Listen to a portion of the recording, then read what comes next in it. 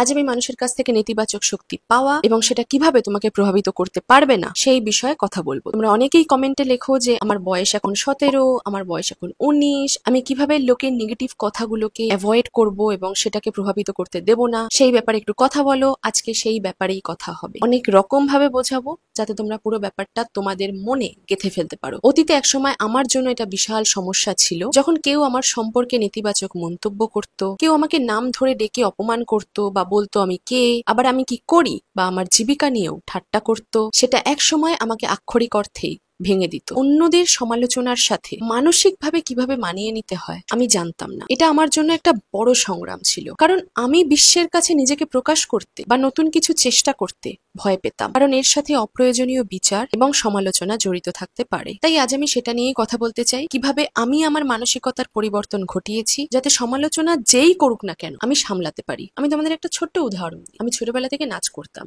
এবং আমি হেভি সাইডের মানুষ, বুঝতেই পারছো, আমাকে সবসময় ওড়না পরতেই হতো। সবাই আমাকে পাশাপাশি বলতেন যে একটু রোগা হও, এই গ্রুপ ডান্সিং এ তোমাকে মাঝখানে রাখা যাবে না কারণ তোমাকে এটাতে মানাচ্ছে না, আরো অনেক কিছু। এগুলো আমাকে খুব একটা বিরক্ত করতো না, কারণ আমি জানতাম এটা শুধু আমার নাচের ব্যাপার। আমার চরিত্র, আমি কোথায় থেকে বিলং করি বা আমি কে, সেটার সাথে এর কোনো সম্পর্ক নেই। সমস্যা হয় যখন মানুষ আমার ব্যক্তিত্ব বা আমার চরিত্রে আক্রমণ করে, যখন তারা আমার উদ্দেশ্য বা মূল সত্তাকে বিকৃত করে ব্যাখ্যা করে। যখন মানুষ আমার চরিত্রে আক্রমণ করে তখনই আমি প্রচন্ড প্রতিরক্ষামূলক এবং হৃদয় ভাঙা অনুভব করতাম, কিন্তু এখন আর আমাকে এটা একটুও প্রভাবিত করে না। এবার আসি আসল কথায়। প্রথম বিষয়, মানুষ যা বলে তা তাদের নিজেদের সম্পর্কে, তোমার সম্পর্কে নয়। তুমি হয়তো এরকম অনেক শুনেছো, আরে দেখ ওর মুখটা কি গোলগা, দেখ ওর ডাবল চিনটা কি ভিজিবল, আরে তুই যা লম্বা, এত লম্বা ছেলে তুই পাবি না। এখানে একটা দারুণ উপমা আছে। তুমি যখন একটা মুসুম্বি লেবুকে চাপ দাও তখন সেখান থেকে কি বের হয়? মুসুম্বির রস। যখন একটা পাতি লেবু চাপ দেবে কি বেরোবে? পাতি লেবুর রস। তাই মানুষের ভেতরে যা আছে সেটাই বেরিয়ে আসবে। কেউ যদি নেতিবাচকতা,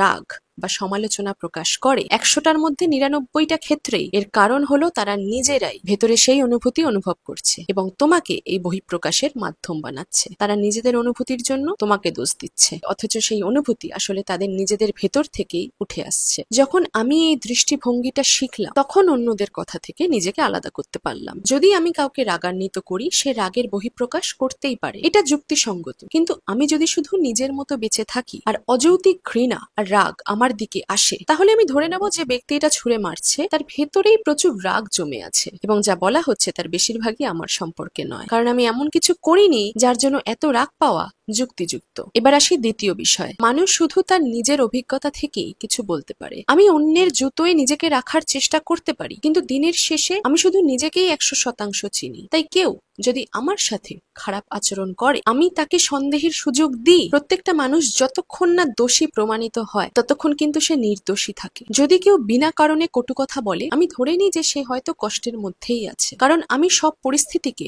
প্রথম দিকে সহানুভূতির সাথেই দেখার চেষ্টা করি। কিন্তু কেউ যদি বারবার সহানুভূতির বদলে অযৌক্তিক শত্রুতা বা রাগ নিয়ে তোমার সামনে ফিরে আসে, তাহলে বুঝবে সে হচ্ছে সেই মুসুম্বি লেবু যাকে চাপ দেওয়া হচ্ছে এবং তার মধ্যে থেকে মুসুম্বির রস বেরোচ্ছে। সে নিজেই রাগী, শত্রুভাবাপন্ন বা সমালোচনা মুখর মানুষ। তুমি হয়তো তাকে ট্রিগার করেছো, তাই জন্য তার ভেতরের রস বেরিয়ে এলো। তৃতীয় বিষয় একটা ভাবার আছে, ওরা হয়তো ঠিকই বলছে। এটা আমি অনেকটা কলেজে শিখেছি। যদি অনেক মানুষ একই কথা বলে তাহলে শোনো, এটাকে শুধু তোমার চরিত্রের উপর আক্রমণ হিসেবে না ভেবে একটু ভালো করে মূল্যায়ন করার চেষ্টা করো। তোমার কিছু কাজের কি পুনর্মূল্যায়নের প্রয়োজন? যদি একাধিক মানুষ একই কথা বলে তাহলে হয়তো তোমার কিছু পরিবর্তন দরকার। আর যদি শুধু একজনের কাছ থেকে একবার খুব আক্রমণাত্মক ভাবে কিছু শোনো, তাহলেও একবার ভেবে দেখো। ধরো কেউ বললো তুমি হেরে যাওয়ার মানুষ, তুমি আবেগপ্রবণ, তুমি সেলফ অবসেসড, তুমি অন্য কাউকে দেখতে পারো না নিজেকে ছাড়া। আমার বাস্তব অভিজ্ঞতা, তাহলে আমি ভাবতে পারি আমি কোন কোন আচরণে আবেগপ্রবণ হয়েছি, আমার কথায় কিভাবে আবেগ প্রবণতা ফুটে উঠেছে। আমি কি এটা ঠিক করতে পারবো কখনো? হ্যাঁ নাকি না,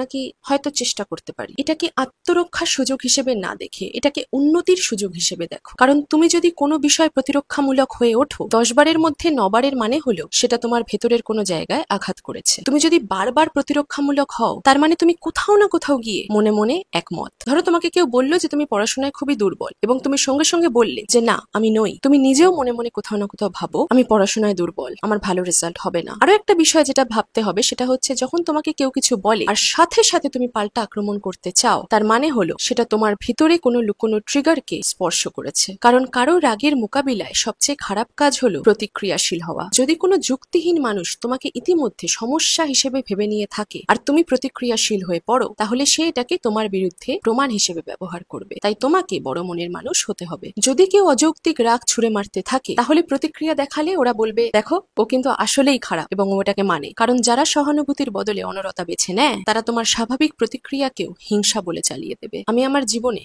প্রচুর নার্সিসিস্টদের সাথে সময় কাটিয়েছি। আমি এভাবেই জেনেছি যারা তোমার দিকে ঘৃণা ছুড়ে মারে, বিশেষ করে নার্সিসিস্টরা, তারা শুধু তোমার প্রতিক্রিয়া চায়। তুমি যদি প্রতিক্রিয়া দেওয়া বন্ধ করো, যদি তারা তোমার কাছ থেকে এনার্জি পেতে ব্যর্থ হয়, তাহলে তারা তোমাকে ছেড়ে চলে যাবে। তাই যদি তুমি এমন কিছু না করে থাকো যার রাগ পাওয়ার যুক্তিযোগ্য, তাহলে সেই মন্তব্য সরাসরি ঝেড়ে ফেলে দাও। এটা তোমার জীবনের ওপর কোনো প্রভাব রাখার যোগ্য নয়। শেষ একটাই বিষয়ে কথা বলবো, ওরা যদি তোমাকে মানুষ হিসেবে না চেনে, তাহলে সে তোমার চরিত্র বিচার করে সঠিক হতে পারে না। আমার জীবনের সবচেয়ে কাছের মানুষরাও আমার জীবনের সব গল্প জানে না। আমার ইনার সার্কেলের মধ্যেও কেউ যদি হঠাৎ করে বলে, তুমি খারাপ মানুষ, তুমি হেরে যাওয়া একজন মানুষ, তুমি ভয়ানক, আমি তাদের কথা শুনবো, মূল্যায়ন করব না। কারণ পৃথিবীতে কোনো মানুষ অপর একজন মানুষকে পর্যাপ্ত চেনে না বিচার করার জন্য, যেই হোক না কেন। ঠিক যেমন তোমরা যারা এই ভিডিওটা দেখছো, অনেককেই আমি চিনি না। আমি জানি না তুমি কেন কোন মন্তব্য করেছো, ভিডিওর কোন অংশ তোমাকে আঘাত করলো, তোমার ভেতরে কি চলছে। তাই আমি তোমাদের বিচার করতে পারি না। আমি তোমার জুতোয় হাঁটিনি, আমি কষ্ট বুঝতে পারি। তোমার কষ্ট কতটা গভীর আমি জানি না। আমি আশা করি আরো অনেক মানুষ এই একই মানসিকতা রাখে। অনেকেই ভাবনাটা মনে মনে ভাবে, আমি তোমাকে পর্যাপ্ত চিনি না বিচার করার জন্য। যে কোনো তথ্য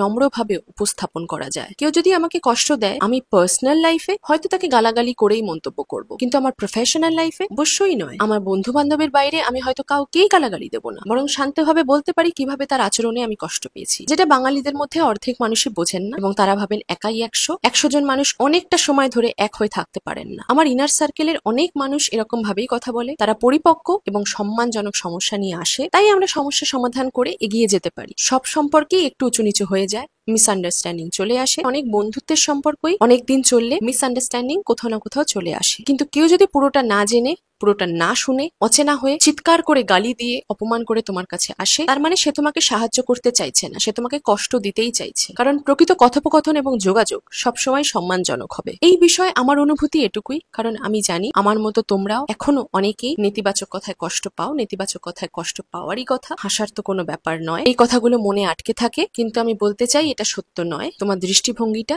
একটু পরিবর্তন করা দরকার। আজকে যেটা বললাম একটু ভালোভাবে ভেবে দেখো, দরকার হলে আরেকবার শোনো পরে এসে। আশা করি এই কথাগুলো তোমাকে কোনো না কোনো ভাবে সাহায্য করবে নেতিবাচক কথাগুলোকে কাটিয়ে ওঠার জন্য। সবার আগে নিজেকে ভালো রেখো, এবং দেখা হচ্ছে পরের ভিডিওতে।